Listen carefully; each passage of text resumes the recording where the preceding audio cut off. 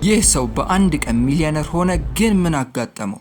ይህ ታሪክ ህይወትን ሊቀይር ይችላል። ቪዲዮን ከመጀመራችሁ በፊት ከታች ያለውን የሰብስክራይብ ምልክት በመጫን የዚህ ቻናል ቤተሰብ ይሁኑ። ሰላም ፋሚሊ፣ ዛሬ በዓለም ላይ ዝነኛና ሀብታም ከሆኑ ሰዎች አንዱ የሆነውን የኤለን መስክ ታሪክ እንመለከታለን። ከብዙ ችግሮች ጀምሮ እንዴት ወደ ቢሊዮነርነት እንደደረሰ እና ከእርሱ ምን እንማራለን የሚለውን እንወያያለን። ኤለን መስክ በ1971 በፕሪቶሪያ ተወለደ። ከታናሽነቱ ጀምሮ መጽሐፍት ማንበብ ይወድ ነበር። ሌሎች ልጆች ሲጫወቱ እሱ ሰዓታትን በማንበብ ያሳልፍ ነበር። በትምህርት ቤትም ብዙ ጊዜ በሌሎች ተማሪ ይተች ነበር። ነገር ግን ይህ እንዲቆም አላደረጉም። የመጀመሪያ ስኬቱ ኤለን በ12 ዓመቱ በኮምፒውተር ፕሮግራሚንግ ተማረ። ከዚያም የቪዲዮ ጨዋታ ፈጠረ።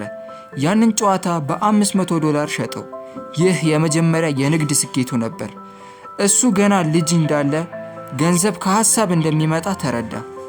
ወደ አሜሪካ የጀመረው ጉዞ ኤለን ትልቅ ህልም ነበረው። ቴክኖሎጂን በመጠቀም ዓለምን መቀየር ፈለገ። ስለዚህ ወደ ዩናይትድ ስቴትስ ተጓዘ። በዚህ በቀላሉ አልኖረም። አንዳንድ ጊዜ የቤት ኪራይ ለመክፈል እንኳን ይቸገር ነበር። ነገር ግን ህመሙን አልተወም። አሜሪካ ከደረሰ በኋላ ዚፕቶ የተባለ ኩባንያ ጀመረ።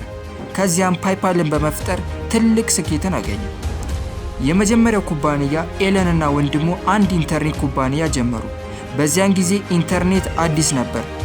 ብዙ ሰዎች ይህ ሐሳብ አይሰራም ብሎ ያስቡ ነበር። ነገር ግን ኤለን አልቆመም። በመጨረሻም ኩባንያውን በሚሊዮኖች ዶላር ተሸጠ።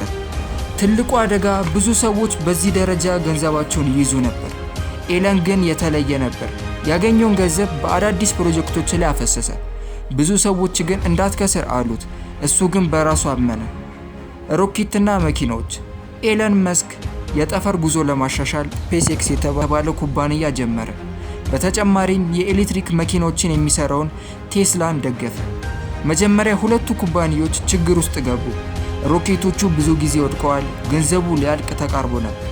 የህይወቱ አስቸጋሪ ጊዜ በ2008 በጣም ከባዱ ዓመት ነበር።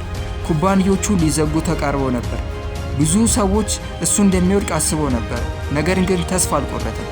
በቀጣይ ሙከራ ሮኬቶቹ ተሳካ። ይህ ህይወቱ ተቀየረ ወደ ቢሊዮነርነት። ከዚህ በኋላ ቴስላ በፍጥነት አደገች። ስፓክሲም ታላቅ የጠፈር ፕሮጀክቶችን ጀመረ። የኤለን ሀብት በቢሊዮኖች ዶላር አደገ። እሱም በዓለም ሀብታሙ ዝርዝር ውስጥ ከፍተኛ ደረጃ ደረሰ። የኤለን መስክ ታሪክ አንድ ነገር ያሳያል። ትልቅ ስኬት በአንድ ቀን አይመጣም። በብዙ ሙከራ፣ በትዕግስትና በቀጣይነት ጥረት ይገኛል።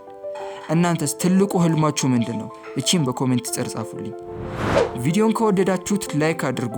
እናም እንደዚህ አይነት አስገራሚ ታሪኮችን ከፈለጉ ቻናላችንን ሰብስክራይብ አድርጉ።